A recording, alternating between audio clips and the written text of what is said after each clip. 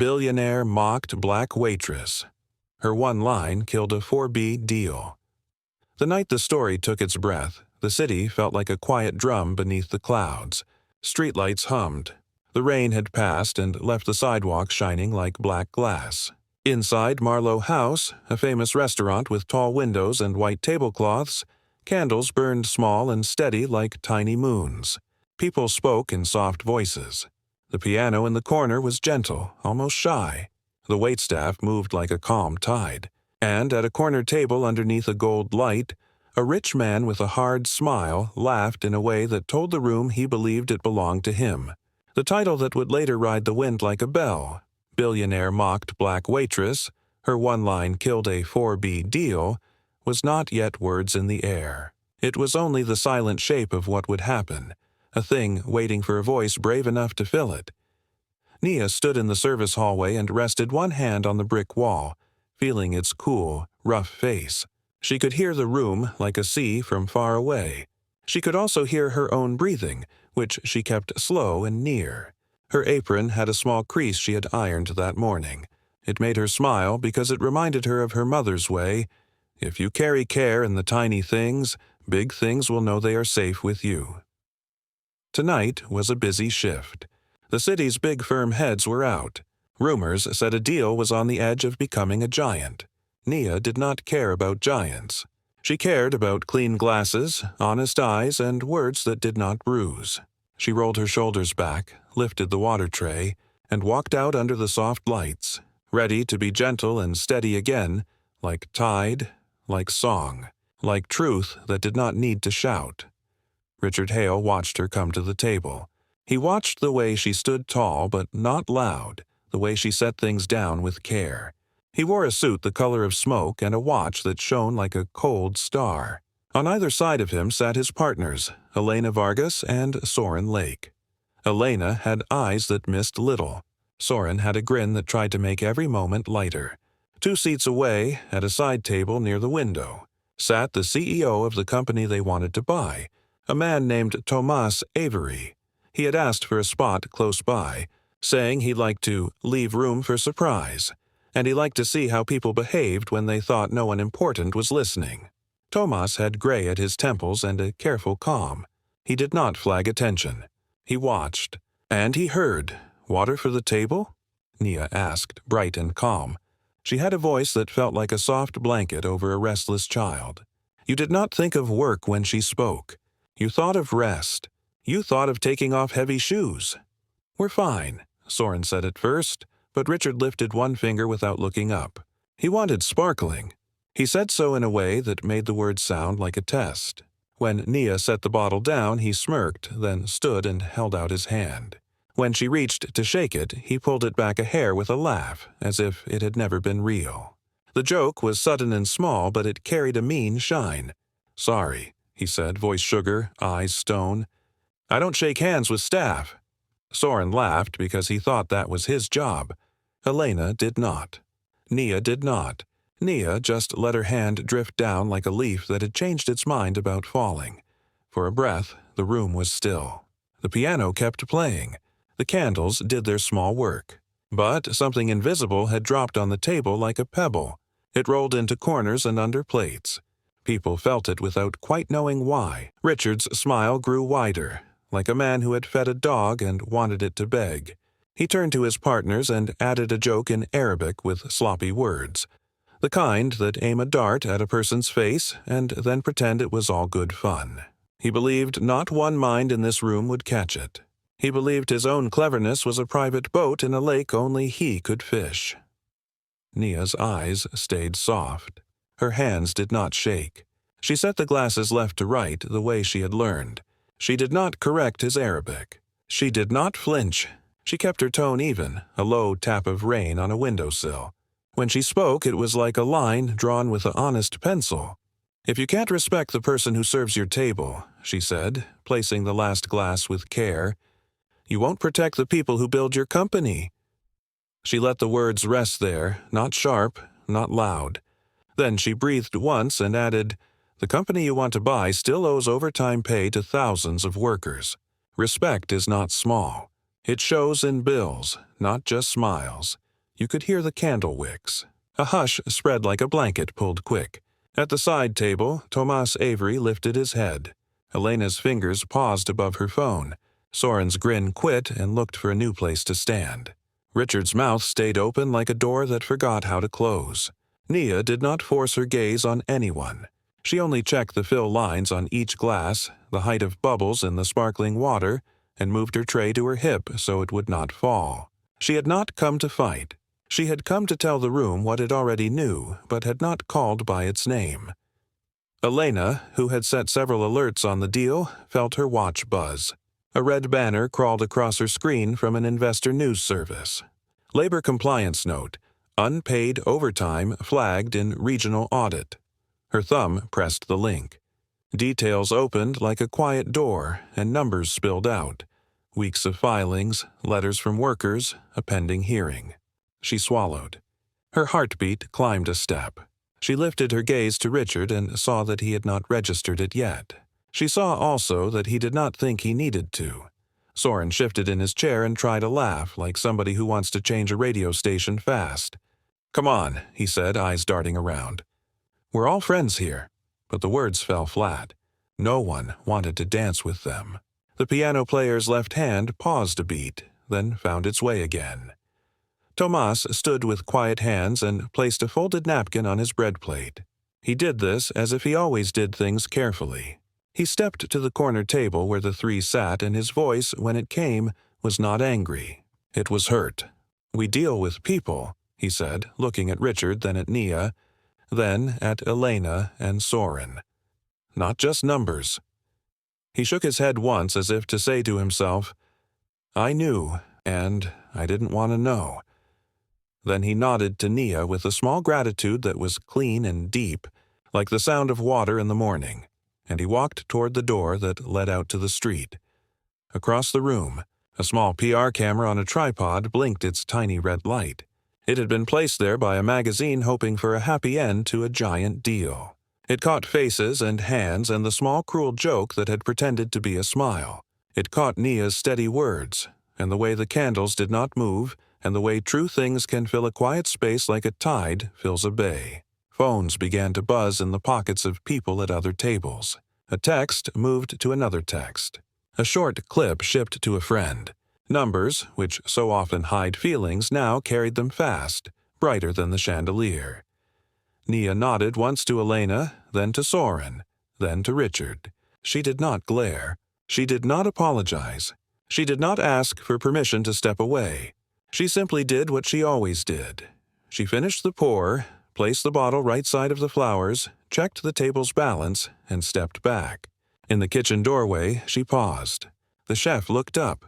He had flour on his cheek like a small white flag. She lifted 2 fingers, the sign they used to say, "We'll be fine," and he nodded and went back to turning a lemon over hot fish with a careful spoon. Richard's phone rang. It buzzed again. Another call stacked on the first. The screen lit his jaw. His investors had seen the clip. Their voices came like cold wind. "What happened?" one asked before hello. "Why is Thomas leaving?" asked another. "Why are you making jokes about staff?" asked a third, the one whose money had given Richard the look of a man who thought he would keep winning even when he was wrong. The second partner, Soren, cleared his throat and tried to talk about terms, about forward earnings, about the way a problem in one region could be fixed by a plan in another. But plans sounded thin now. They had no faces. Faces were the thing. Elena looked at Nia's back as it disappeared through the door. She had grown up working nights like these. She had folded napkins until her fingertips were raw. She had learned that the people who bend their time around other people's comfort are often the strongest in the room. She leaned nearer to Richard and kept her voice low. "This is not about a handshake," she said. "It's about everything that comes with it." He made a face, a little wing of anger and disbelief. He looked at her as if she should be saving him with a spell like before. She did not lift the wand because there was no wand. There was only what had happened and what it meant. Nia moved through the kitchen with practiced steps, gliding around pans and plates. A younger server named Jules grabbed her sleeve as she passed. "You okay?" Jules asked, eyes wide. I saw. You were, Wow. Nia smiled and set a small plate of lemons on Jules' tray. I'm okay, she said. We are in a room with light. That helps. Jules laughed once, then bit her lip and said, You spoke so clean. Nia nodded. My mother used to tell me the truth does not need to shout. It only needs to stand up. In the dining room, a man seated 3 tables away had tears in his eyes he did not explain to himself. At another table, a woman pressed her fingers together and said a small prayer, not because she prayed often, but because something in the air felt like a turning leaf. The piano song drifted even softer. It was like a hand on a shoulder saying, Stay here. Watch how a room learns. At the table with the deal, Soren kept moving his fork without tasting anything. He stared at his phone like a strange map. The messages came in fast. Press is calling. Board wants to talk. Union leader posted the clip. The audit thread is trending. The words overtime owed repeated in different shapes. They might as well have been printed on the water glasses. Richard tried to pull the moment back with money talk. We can fold labor costs into the final number, he said. We can fix the thing with a side fund. We can settle. This is optics. He nodded to himself as if the nod created safety. Elena looked out the window at Tomas's back, now just a shape passing under the soft streetlights. It's not optics, she said. It is the story. We told the wrong one. Richard scoffed like the sound a door makes when its hinges are proud. A waitress doesn't end a $4 billion deal, he said. A line of code does. A market move does. A better lawyer does. Elena let the silence answer him. Nia ran her section smooth as a river. She refreshed bread. She refilled tea for the older couple near the bar. She bent to pick up a napkin a child had dropped and made a small face to make the child laugh. She did all the simple things that, when arranged with care, become the complex art of making a room feel safe. Inside, she felt both fear and peace. Fear because speaking always shakes the tree. Peace because what fell was fruit that had been waiting to fall for too long. A memory rose as she wiped a small spill. Her mother standing in a union hall. Her father nursing a sprained wrist from a warehouse accident. The voices of men and women who wanted only what had been promised to them. She remembered a sign that had felt heavy in her hands. She remembered the way her mother had kept her voice low and firm. We are not asking for something fancy, her mother had said at the old microphone. We are asking for the thing that lets a house stand, a floor that keeps us from falling. She had been small then. The room had seemed huge, but the truth had been simple and near. Elena's phone flashed again.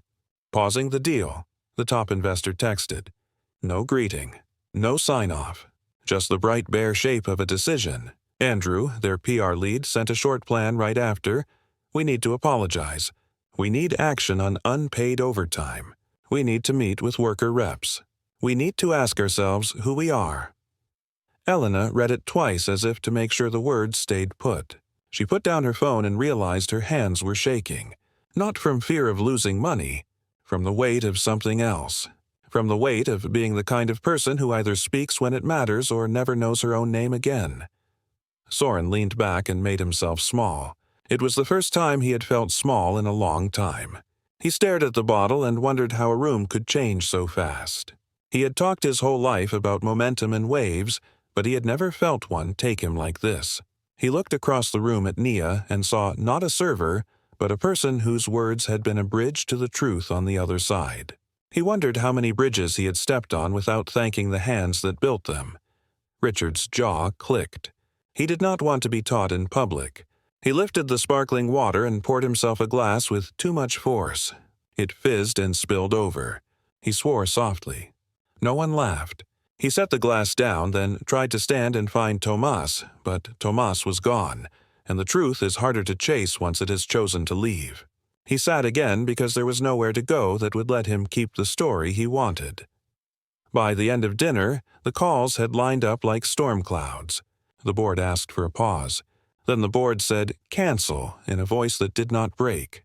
The PR camera's little eye kept its recording until the magazine's producer walked across the room with slow steps and turned it off with 2 fingers and a sigh that said, "We came for fireworks and got lightning." The clip was already out. It had already been seen.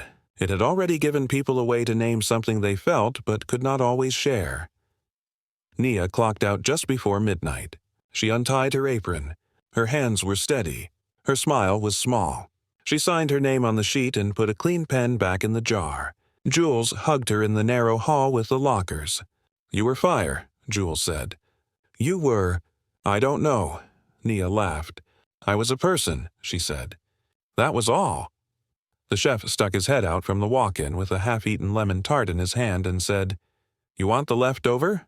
She took a small slice and said no to more, because she had a bus to catch and a sister to call, and she wanted to get home while the night still felt soft. On the sidewalk, the air had that washed, clean smell a city sometimes has after rain. A delivery truck rumbled by like a tired animal. Nia walked to the bus stop. She could feel the world growing around her, not like a crown, but like a garden. She sat on the bench and opened her phone.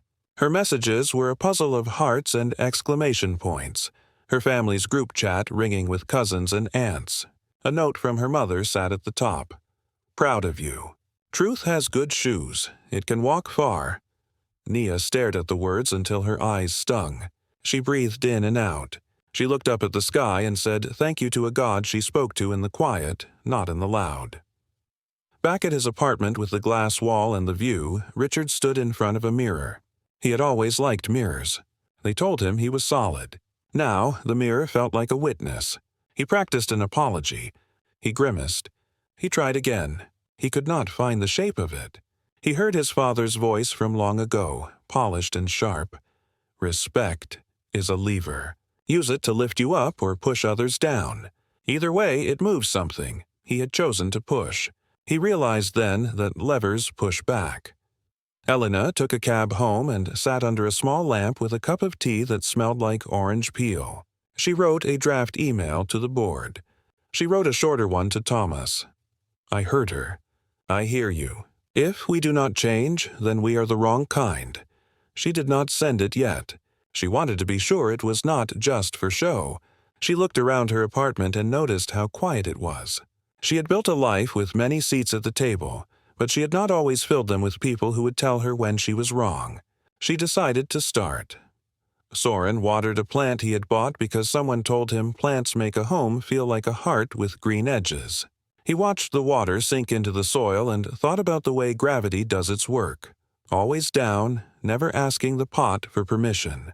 He picked up his phone and typed a message to the group chat he shared with a few friends from college. "I saw myself tonight. It was not pretty. How do you learn to be better when your head is loud?" He put the phone down and let the question sit in the room like a guest. Tomas walked along the river, hands in his pockets. He had decided to call his workers' council in the morning and ask them to meet him first thing. "We will pay what is owed." He had already typed in a note so he would not talk himself out of it later. "We will ask for their help in changing our practice." He knew a deal had died. He did not feel sad about that. He felt a strange sort of relief, like taking off a heavy coat at the end of a long day, realizing it had been the wrong size for a long time. The clip traveled. People watched it on a train, in kitchens, in quiet bedrooms lit by their phones. Some watched it twice. Some sent it with a line that said, "This." A teacher used it the next day to ask her students what respect looks like in real life. A nurse showed it during a break and said, "This is why our work is people work first." A janitor leaned on his broom and laughed a soft laugh that sounded like rain on a tin roof, then shook his head and whispered, "About time." At Marlowe House, the manager brewed a fresh pot of coffee around dawn. He was a good man who worried about money because he had seen a father lose a house once. He sat with Nia before the morning shift and asked if she wanted to take a few days off.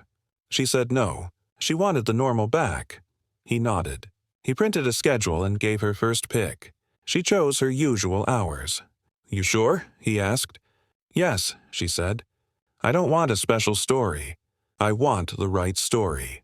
As the day stretched, more calls came. The board issued a statement.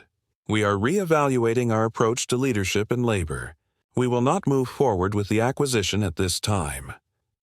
It was written in careful words that sounded like someone trying not to stumble in a crowded room. Andrew, the PR lead, called Elena and said, "We need more than a statement. We need a change." Elena said yes. She meant it. In the late afternoon, a small group of workers from the Target company arrived at Marlowe House. They had asked if they could meet Nia. The manager asked her if that was okay. She felt shy but said yes. They sat at a side table with sun on the wood. One woman with hands rough from factory work took Nia's palm and turned it over as if to read lines. "You said it," the woman whispered. "You said the thing my back has been trying to say." Nia squeezed her fingers back and did not try to be anything other than a person at a table. They drank lemon water. They talked about hours and families and the way a good night of sleep can fix half a day's pain. News outlets tried to call Nia. She said no to most. Yes, to one local station that had covered her neighborhood food drive last winter. "I will talk to them if we can also talk about the unpaid overtime and about how to fix it," she told the manager. The station agreed. The interview was short. She was calm. She did not make herself a hero. She said, "I said what I would want someone to say to me if I needed help seeing myself." That evening, Richard walked into a board meeting that felt colder than the winter river. Some faces were blank. Some were hard.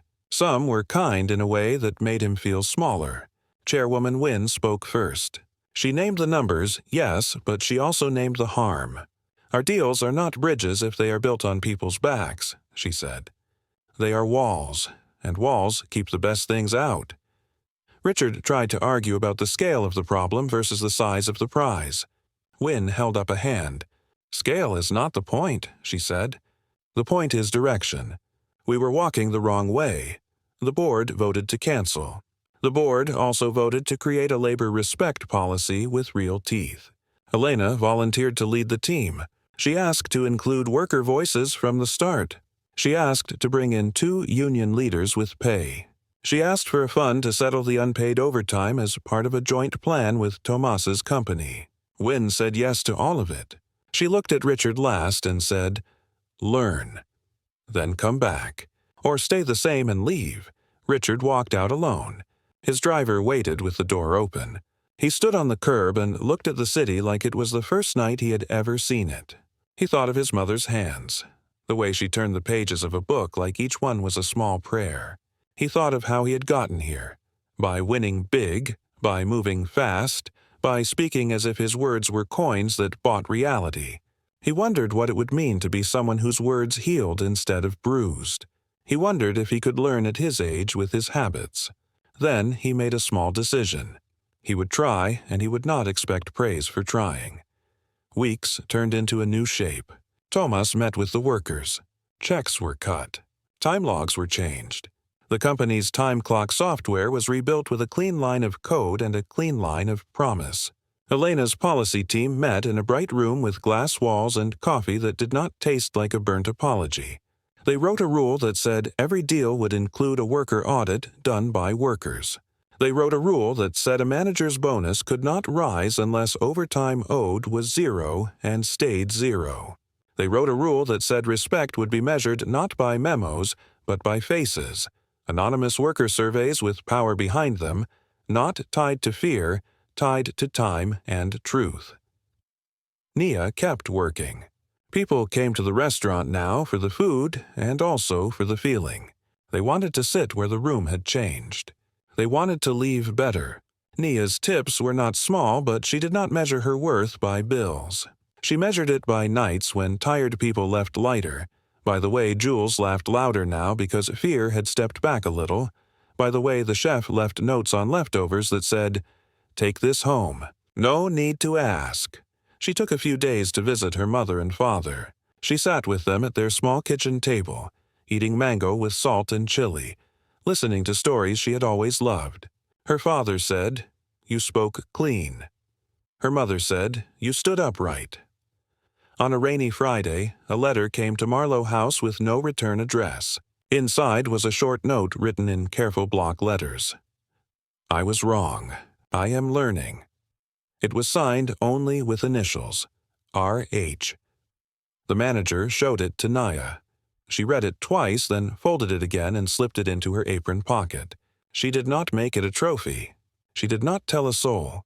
She simply held it for a while, then put it in a drawer at home with recipes and old family photos and the note her mother had written the night she moved out to her own place. Be kind. Be brave. Be you. The little PR camera's clip had a long life. It became a case study at a business school where a professor said, "See what happens when the quiet voice is finally heard." It became a training video at a small nonprofit that helped workers know their rights. A high school debate team used it to talk about power and dignity.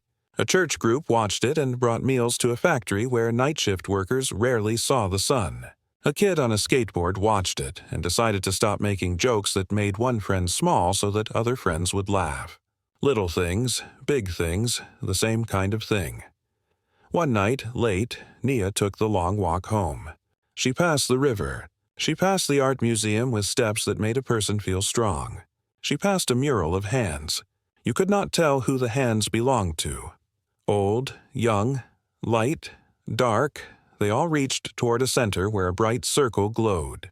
It looked like a small sun, or a candle, or a warm plate at a family table. She stopped and looked at it, and it looked back so kindly that her chest hurt a little in the good way. She placed her hand on the cool paint. "Thank you," she said. "Not sure to whom, maybe to the city, maybe to the night, maybe to the idea that we belong to each other." At a community center on the edge of her neighborhood, where the basketball nets had been new for 6 months and the computers were slow but patient, Nia started a group on Sundays for young workers. They met to talk about resumes and interviews and how to say no to the wrong job even when rent was scary. She brought coffee in a dented silver thermos and bread from the restaurant when it had extra. Jules came and taught a small session on how to carry 5 plates without dropping one. The chef came and showed them how to make lemon tart from scratch and said, "This is a dessert, yes, but it is also a reminder. Patience turns sour into sweet." Richard, for his part, kept going to meetings where he had to sit still and listen to people who did not care what watch he wore. He hired a coach who did not flatter him.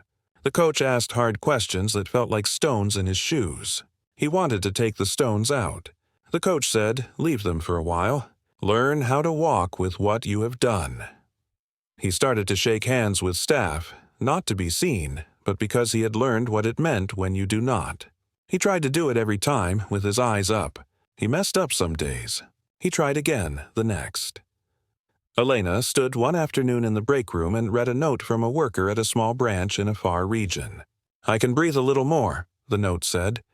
"I do not have to choose between hours and my body."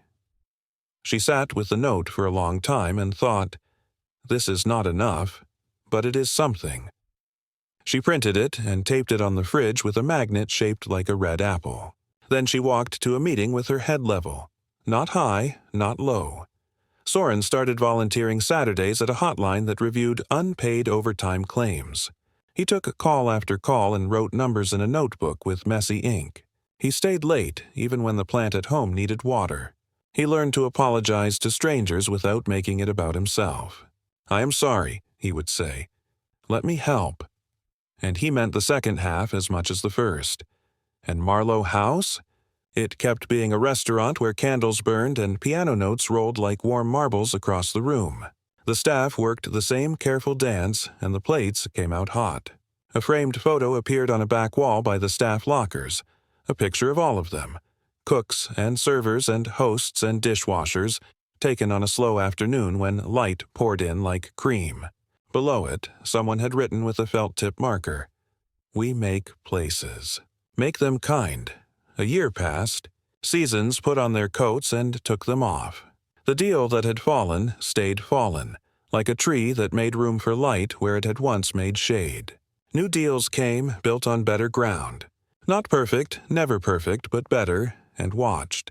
The policy Elena's team wrote saved some backs and broke some old habits. The community center grew a little. It got a new coffee machine. It got a shelf for resumes, thick with fresh paper. It got a bulletin board with a sign that said, "We see you. We are glad you are here. One day, Tomas visited the restaurant. He did not ask for a special table. He sat near the window and ordered the lemon tart that had become something of a legend. Nia did not wait his table, but she saw him and waved. When he finished, he stopped by the service station and said, "Thank you again for that night." She shook her head. "We all had work to do," she said. He smiled. "True, but you started the shift." They both laughed at that because it felt right in a place where shifts make the world go round. Sometimes, late at night, when the room had emptied and the smell of roasted garlic and lemon and warm bread had faded but not gone, Nia would stand by the piano and touch one key. Just one. It would ring for a breath and then melt into the quiet like a good word said at the right time. She would think then about how easy it is to believe that power is loud. But she had seen a room change because someone spoke gently with truth. She had seen numbers bow to people. She had seen a mirror stop telling a lie. If you had been there that first night at the corner table, you might have told someone later that the story held a hook so strong you could feel it tug your chest in the first 2 breaths, and that it had turns, 3, 4, maybe more, that felt like walking a road that keeps showing you new light around new corners. You might have said the climax was not the board's vote or the folding of a paper in a quiet room, but the moment when a person who thought he was the story learned he was not. You might have said the resolution tasted like lemon tart. Sweet, yes, but with a sharpness that kept you from forgetting. You might have said, if someone asked you what you learned, that respect is not a costume for the stage. It is a coat you wear when no one is watching, and it should fit the hands that made it. You might have said that truth is brave and also kind, and that the bravest kind of kind is the kind that speaks when it would be easier to swallow the words and pretend they never lived. You might have said that rooms are just boxes until someone opens a window, and that night, a window opened. And if you were to ask Nia what she thinks when she hears the title that grew from that night, Billionaire mocked Black Waitress, her one line. Killed a 4BD deal. She would close her eyes for a second and let the room inside her go quiet, the way Marlowe House goes quiet just before the first guests arrive. Then she would smile and say in simple words that even a child would carry home, "I said what was true. People listened. We changed." Then she would tie her apron, pick up her tray, and step into the soft light again. Steady hands and small smile, proof that one honest line spoken with respect can change the whole room, and that names and numbers are only stories until someone writes them in a better way.